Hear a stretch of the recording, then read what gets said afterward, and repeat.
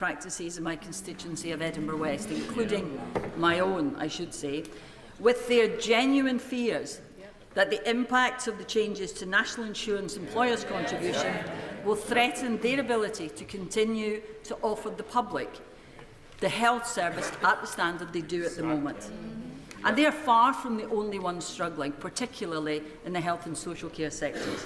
So can the Prime Minister tell me, or perhaps he and his Chancellor would like to come to my constituency and explain to those GPs, to charities and others, how they are meant to cope without extra support from the government?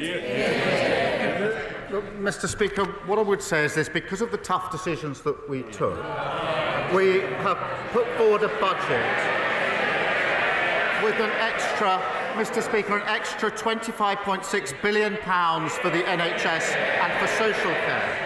That includes an increase to carers' allowance and £600 million available to deal with the pressures of adult social care. We will ensure that GP practices have the resources that we need, and the funding arrangements between the NHS and contractors will be set out in the usual way. Lord Hutton. Mr. Speaker, members have raised their concerns with a range of damaging policies pursued by the Leader of the Opposition. This includes voting against critical investment for our NHS, stating that maternity pay is excessive and the minimum wage a burden, and even backing harmful fracking when last in government. So is the Prime Minister aware of any attempt by the Leader of the Opposition to justify these dangerous positions which would cause untold damage to communities like mine in South Dorset? This government has given millions of people a pay rise of £1,400 by boosting the minimum wage. We've strengthened parental leave with better rights for parents, got huge investment into our schools and NHS, and all of that whilst ensuring that pay slips of working people have not been affected. It's clear whose side we're on, the working people of this country. Now, I haven't heard the Leader of the Opposition clarify why she opposes all these things, but now is her chance. Leader of the Opposition, Kemi Bernal. Mr. Speaker, the Prime Minister can plant as many questions as his like with his backbenchers, but at the end of the day, I'm the one he has to face at the dispatch box. And I welcome him, Mr. Speaker. I welcome him back from... Mr. Speaker, I welcome the Prime Minister back from his trip to Azerbaijan, where he has unilaterally made commitments that will make life more experienced for everyone back home. Speaking of making life... Somebody's suggesting reading. I think if you notice, the Prime Minister also reads. So please get your attitude. Leader of the Opposition. And, Mr. Speaker, I can pre-prepare my questions, but he needs to answer from his mind. Yes. Speaking of making life... Responsible for the answers. So he has made life more expensive with his unilateral commitments, but speaking of making life more expensive, will the Prime Minister confirm that he will keep the cap on council tax? Mr. Speaker, she talks of the trip to COP. I'm very proud of the fact that we're restoring leadership on climate to this country, to the UK, because that will be measured in lower bills on energy independence and the jobs of the future.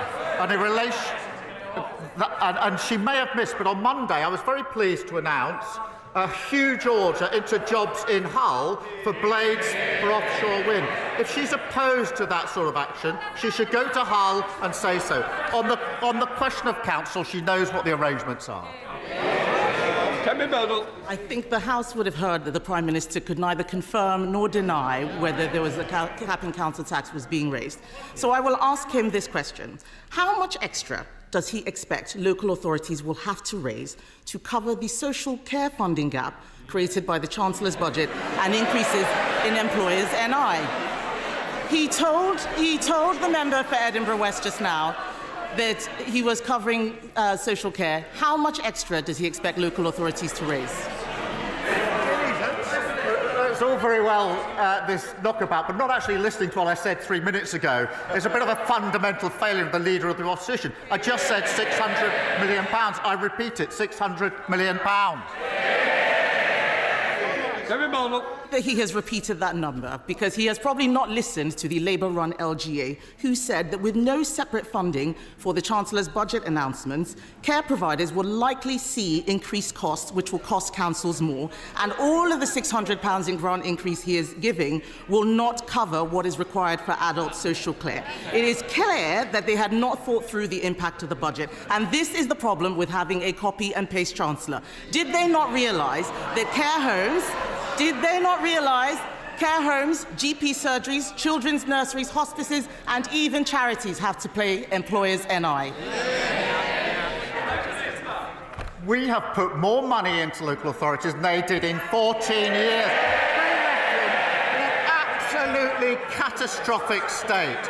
We produced a budget which does not increase tax on working people, nothing in the payslip, investing in our NHS, investing in our schools so every child can go as far as their talent will take them, investing in the houses of the future. If she's against those things, she should say so.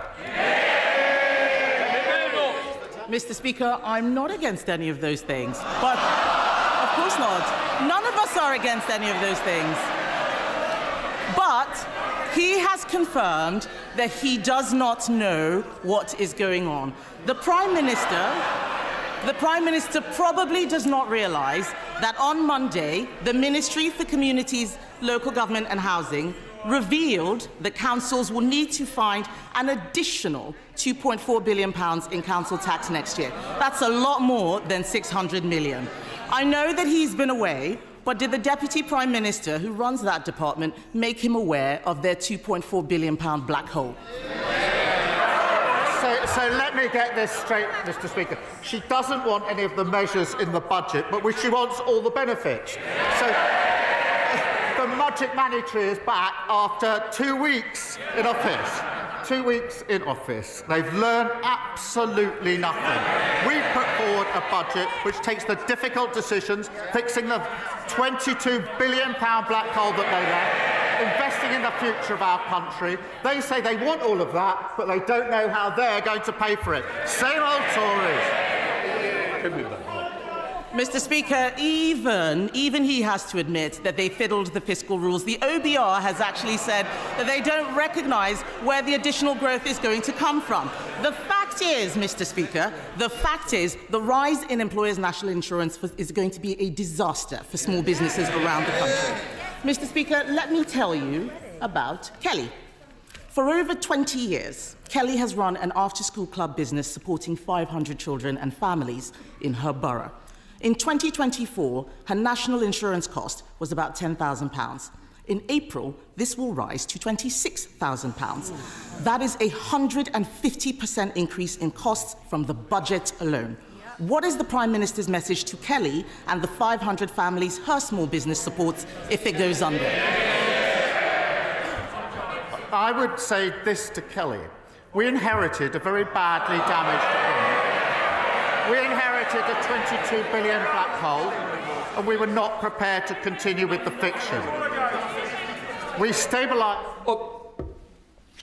Ms Lopez, I'm sure I couldn't expect better from you as a PPS as well, Prime Minister. I would say to Kelly, we are fixing the mess that we were left.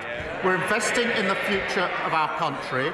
I would also say to her that the Leader of the Opposition, week 2, wants all the benefits from the budget, but has no way of saying how she's going to pay for it. Same old mistake over and over again. Mr. Speaker, he has nothing to offer except platitudes. And the fact is that they do not know what they're doing. Their ideological budget was designed to milk the private sector and hope nobody would notice. Now his cabinet ministers are all queuing up for public sector bailouts to his tax mess. If he is going to bail out the public sector, then can he tell us this? Does he think it is appropriate, as the Ministry for Housing has done, to approve a 4-day week for councils that is not flexible working, but is actually part-time work for full-time pay? Questions based on what we're actually doing are usually better than fantasy questions made up. Mr. Speaker, what did they deliver in 14 years? Low growth, stagnant economy, a disastrous mini-budget, a £22 billion PACO, and now she wants to give me advice on running the economy. I don't want to be rude, but no, thank you very much.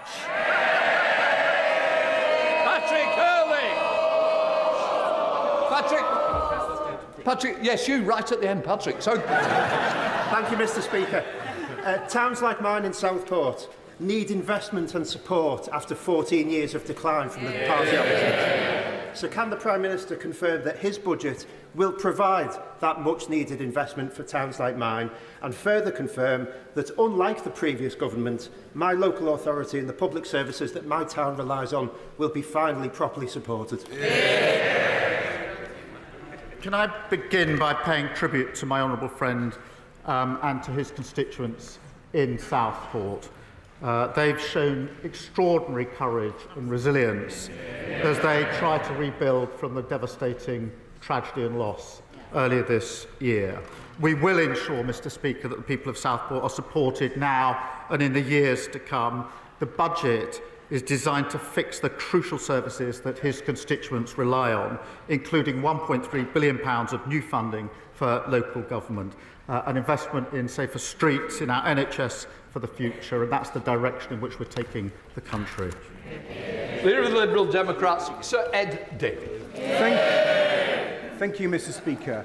When it comes to fixing the crisis in the NHS that he's inherited, the Prime Minister has rightly recognised the need to improve access to GPs. But like my honourable friend, the member for Edinburgh West, GPs in my constituency are writing to me to tell me how worried they are about the impact of the national insurance hike on patient care. So I listened very carefully to what he said to my honourable friend, but I have to say I hope he can think again. Will he at least exempt GPs, community pharmacists and other health and care providers from this tax rise? I hear the point he makes, and I understand the concern. We have made a huge investment in our NHS, the biggest ever investment in our NHS for many, many years, and certainly almost all the people working in the NHS are very, very pleased to see that investment in them and in their service. On the question of GPs, we will ensure they've got the resources that we need, and the funding arrangements will be set out in the usual way later this year. Sir Ed Davey. Speaker, I have to say I think patients and GPs and others listening to answer will want more reassurance and much more quickly. But if I may turn to the war in Ukraine, Mr. Speaker, a senior advisor to President-elect Trump, Donald Trump Jr., has shared a post on Instagram that declares that President Zelensky will soon, within the next few weeks, lose his allowance. If the Trump administration does withdraw support from our brave Ukrainian allies, will the UK and Europe step up to fill the gap? Will he seize frozen Russian assets, not just the interest, but the assets underlying that, so we can fund a huge boost to the Ukrainian forces in their fight against Putin's war machine? Mr. Speaker, as he knows, we've been resolute and strong in our support for Ukraine in the face of Russian aggression, and I have been speaking, as he will know, in recent weeks with other leaders about how we put Ukraine in the best and strongest possible position at this time, and I'll continue those discussions. Thank you. David Bent. Thank you, Mr. Speaker. Child poverty is a national scandal. In St Helens North, it increased by over 50% under the previous government. Does the Prime Minister agree with me that we need to address this, ideally cross-party? And if so, does he share my concern that the Conservatives have opposed actions we're taking with the budget, employment rights, housing and more, not to mention their leaders' comments on maternity pay, which suggest they just don't get what working families and their children need? My honourable friend is absolutely right. Under the party opposite, we saw child poverty increase by 700,000. This was a budget that not only invests in our NHS and our schools, but also ensures that working people won't face a penny extra in their pay slips or at the petrol pump. But because it came to tough decisions on tax, we haven't touched national insurance, income tax or VAT, just as we promised on working people.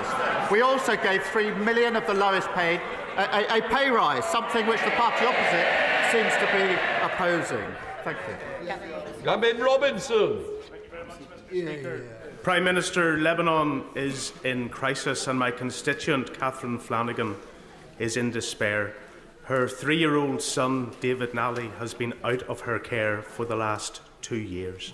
The Belfast High Court has indicated that he should be returned to his mother, and they have issued a bench warrant for the arrest of his father.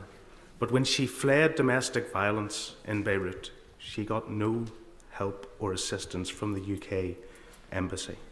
And when she has sought assistance from the Foreign and Commonwealth Office to be returned with her son, to see her son again, and this British citizen come back to the UK, she has not received the assistance that she or I in our community expect she should. Can I ask the Prime Minister to engage in this issue and at the very least ask the Foreign Secretary to assist my constituent in her earnest desire to see her 3-year-old son again? Can I thank the Right Honourable Member for raising this case and for all that he's doing on behalf of Catherine and David. I hope they get some comfort from knowing they've got an MP working so hard on their behalf. It is, I know, a complex and difficult situation, but of course I will make sure that the relevant meetings are set up with the relevant ministers to ensure that he gets the answers that he needs on behalf of his constituents. Jacob Collett. Thank you, Mr. Speaker. My constituency of Burton and Uttoxeter is the home of UK brewing and has the best pubs in the country.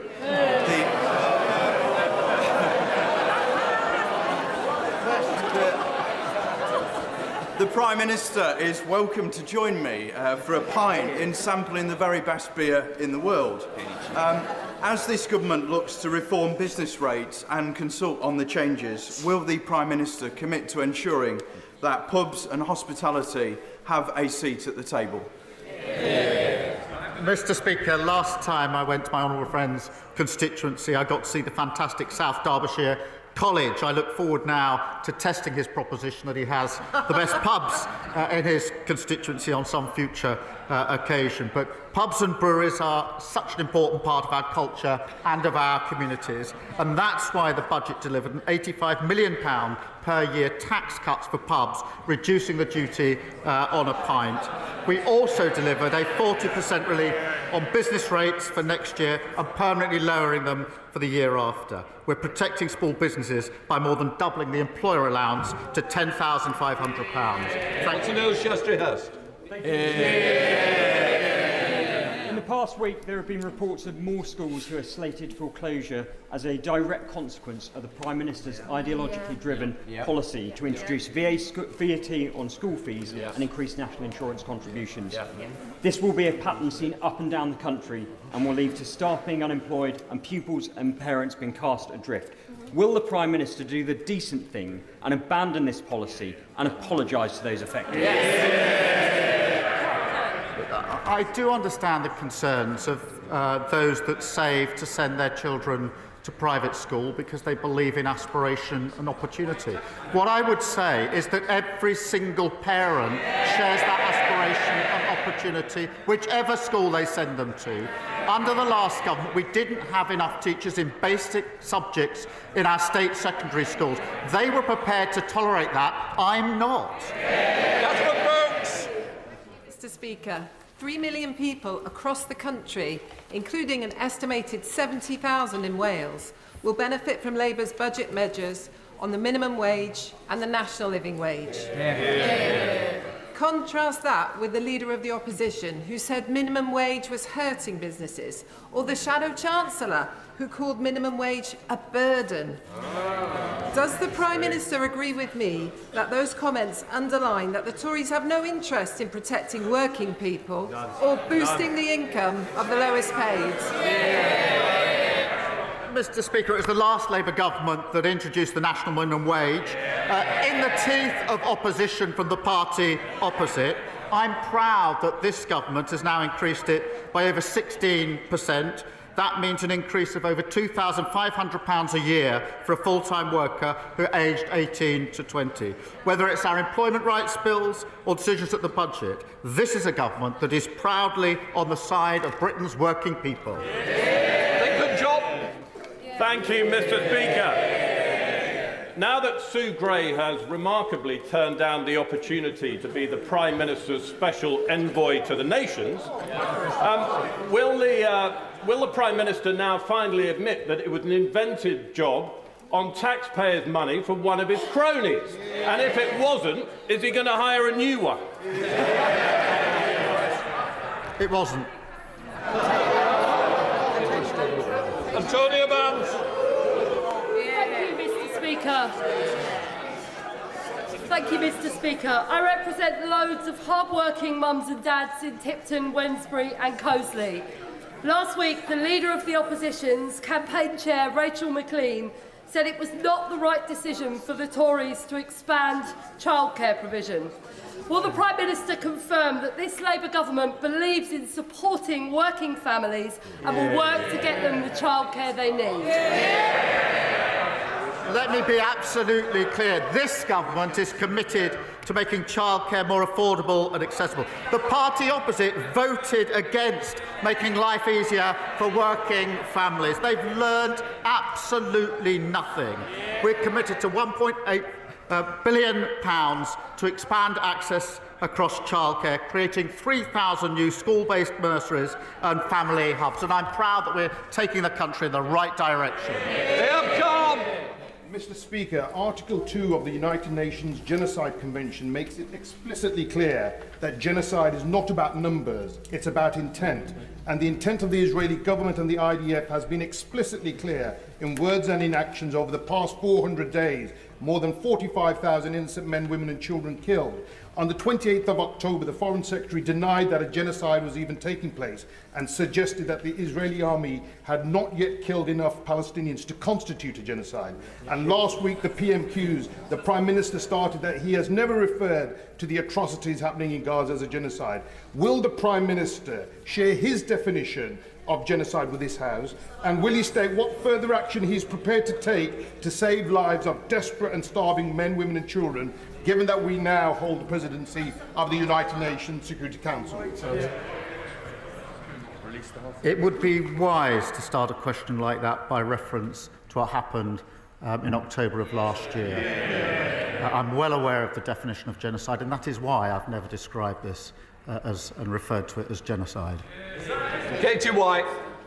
Mr. Speaker, my constituent's daughter, Bethany Ray Fields, was brutally murdered by her ex-boyfriend in 2019, despite raising multiple alarms of this abuse to the police.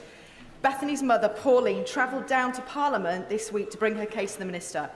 Does the Prime Minister agree with Pauline that more needs to be done to shift the culture towards believing and reacting fast to victims when they sound the alarm of concern as one way to reduce violence against women and girls? What happened to Bethany is appalling. My thoughts, as I'm sure the whole House, is with her families. We do need a culture shift here, and we have committed to halving violence against women and girls in a decade. No government has ever made that commitment before. I hope that can be something which is shared across the House, because this is so important, and it starts with that central question of belief and confidence. For every woman or young woman who comes forward, there are probably about 9 who never have the confidence to come forward, and that starts with belief and the culture that we put in place, and we're committed to that. I invite the whole House to join us on that mission to halve violence against women and girls. Nigel Farage.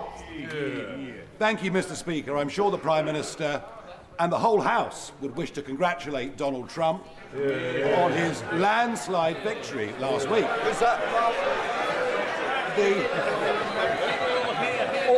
Hold on. I will hear the question. Nigel. Thank you. But within a couple of days, we'd learned of a third assassination attempt. Charges have been laid, and behind it are Iran's Revolutionary Guards. Has the time not come, Prime Minister, to prescribe what is so obviously a terrorist organisation, and in doing so, not just do the right thing, but maybe mend some fences between this government and the incoming presidency of Donald Trump's, given that the whole of his cabinet have been so rude about him over the last few years? Well, I'm glad to see the honourable member making a rare appearance back here in Britain. He spent so much time in America recently. I was half expecting to see him on the immigration statistics when we see the next batch. But he may have missed. I did congratulate the incoming president last week. And we will work with him. The point he makes about Iran is a very serious point, and we will work across the House and with our allies on it. Obviously, on question of prescription, we keep them under review. Thank you. Abdul Khan. Thank you, Mr. Speaker. I welcome the Prime Minister's recognition of Islamophobia Awareness Month and his commitment to supporting Muslim communities. The APPG on British Muslims' definition of Islamophobia is one of the most widely accepted definitions on this issue, and I have been discussing the adoption of it with the Deputy Prime Minister, Minister of Faith, and the Leader of the House. Given recent riots and doubling of Islamophobic hate crimes over the last decade, can the Prime Minister outline the steps this government will take to tackle this issue and commit to ensuring a clear and effective definition of Islamophobia? Well, I thank you for raising this important issue. Whatever the hatred, there has been a rise in the last 12 months or so, and I think the whole House will join in saying we must meet any rise in hatred in whatever form it is, including Islamophobia. We are working with others to take this forward, and I'm happy to meet with him further on that. Brendan O'Hara. Thank you, Mr. Speaker. I was in South Lochaber at the weekend speaking to pensioners who still cannot understand why the Prime Minister chose to take away their winter fuel payment. And one of them remembered from just 2 years ago the then Leader of the Opposition saying, "Looking ahead to winter is frightening. I've met pensioners who have no idea how they'll heat their home." And she asked me to ask you, Prime Minister, whatever happened to that guy? Mr. Speaker, as he knows from previous answers, we've taken tough decisions in this budget to deal with the situation that we faced. Because of that, we've stabilised the economy, which means we can commit to the triple lock. Because of the triple lock, pensioners will be better off. But I'll take no lectures from his party about running the economy. Their record in Scotland is terrible. Juliet Kendall. Thank you, Mr. Speaker. I welcome the establishment of a flood resilience task force because in my constituency of Broxtowe there has been unprecedented flooding that has affected many of my constituents. There's rising concern and significant financial insecurity for many who face distress, trauma and fear in their own homes. May I ask the Prime Minister what other measures he's taking to improve flood resilience and support that will be available to my residents and my constituents in Broxtowe? I do know the dreadful impact that flooding has had on her constituency, including with Storm Henk earlier this year. The last government left flood defences in the worst condition on record.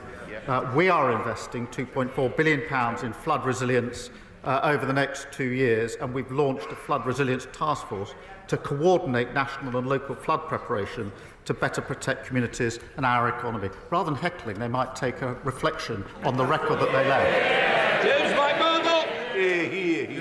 Mr. Speaker, the residents of my constituency in South Basildon and East Thurrock are facing a triple whammy of increased council tax of 50%, reduced public services and a borrowing on £1 billion worth of emergency funding, which is 1% above base. That 1% is £10 million approximately per year that's going to the Treasury that could be spent on frontline services in Thurrock. Will the Prime Minister commit to reducing that rate so the money can go where it belongs? Well, I thank him for his question. The last government made life even more difficult for councils needing exceptional financial support by charging a premium on borrowing. That was the wrong decision, which had a huge impact on vital services, and we will be taking a different approach. we're delivering in real terms increase on core on government spending power, and that will benefit his constituents. Sir John Joseph.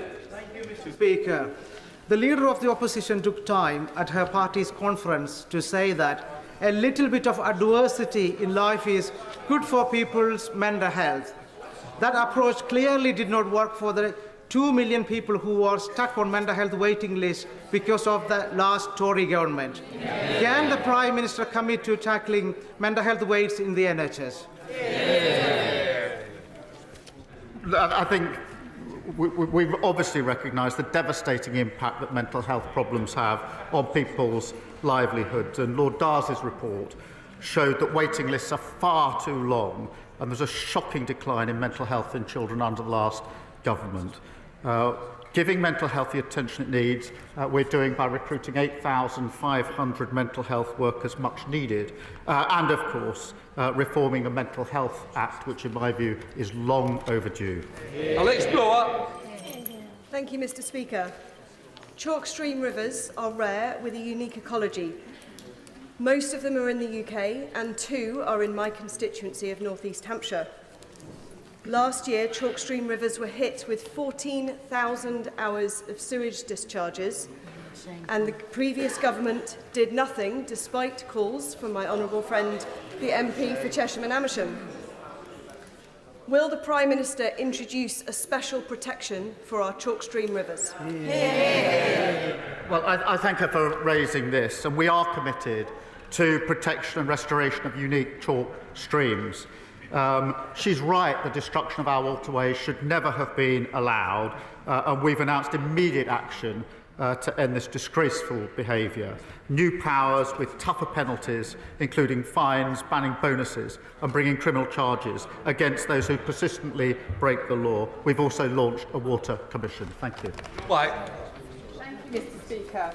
I welcome the Prime Minister's leadership on an international scale to smash the criminal gangs that smuggle people across the border.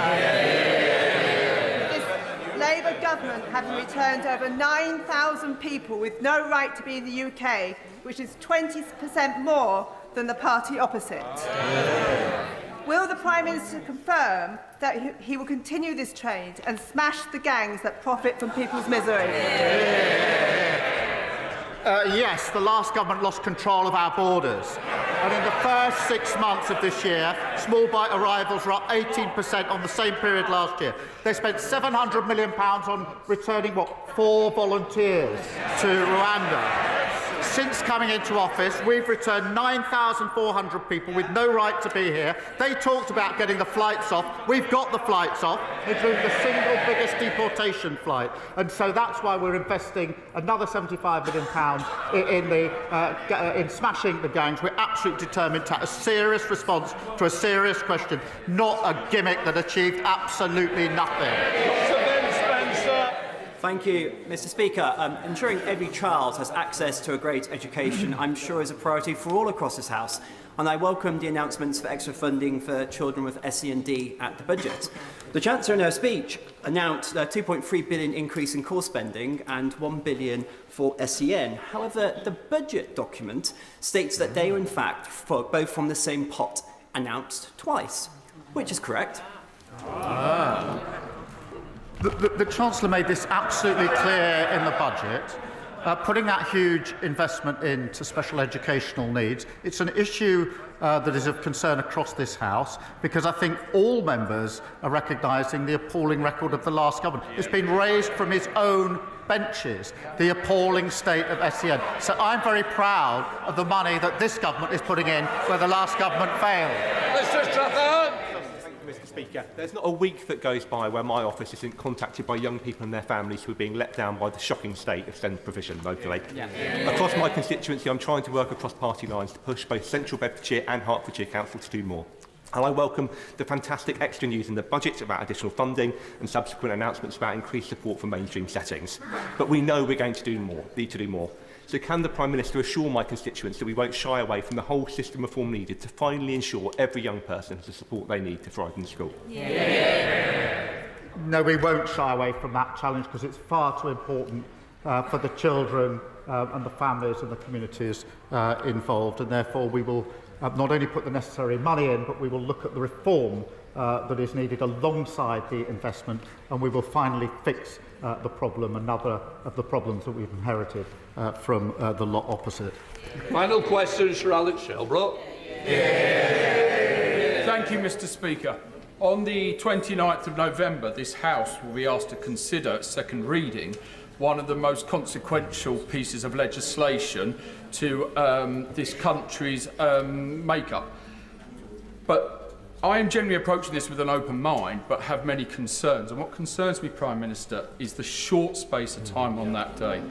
So could I ask you, Prime Minister, that before we get to the 29th of November, that the government will make a commitment that we can have 2 days, 16 hours of protected time on the floor of the House in government time, that we can examine and debate in this House the report stage, so that many of the arguments we are concerned about may be able to be brought out then, because otherwise, Prime Minister, people like myself may decline a second reading over fear that we may not get to be able to debate these issues in full. Well, I'm grateful to him for raising this issue. It is obviously an important issue, an important vote, and I know that there are strongly held views on both sides of the debate across this House, and that's why it will be a free vote. I think every member needs to decide for themselves how they will vote on it. It's a free vote. I do think there's sufficient time allocated to it, but it is an important issue. Right, that completes Prime Minister's questions. Let the front benches. No punch forward to come after your accused statements, which you well know. Mr. Holder.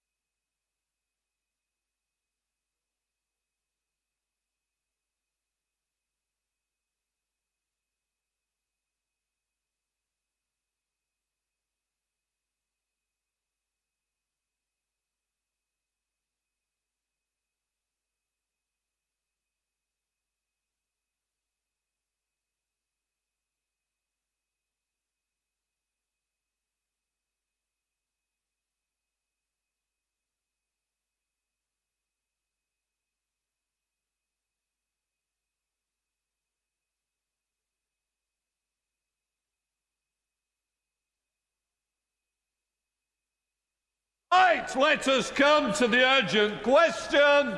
Nigel Farage. To ask the Secretary for Foreign, Commonwealth and Development Affairs what the latest update is on the transfer of sovereignty of the Chagos Islands from the United Kingdom to Mauritius. Minister. Well, thank you, Mr. Speaker, and can I thank the honourable gentleman for his question.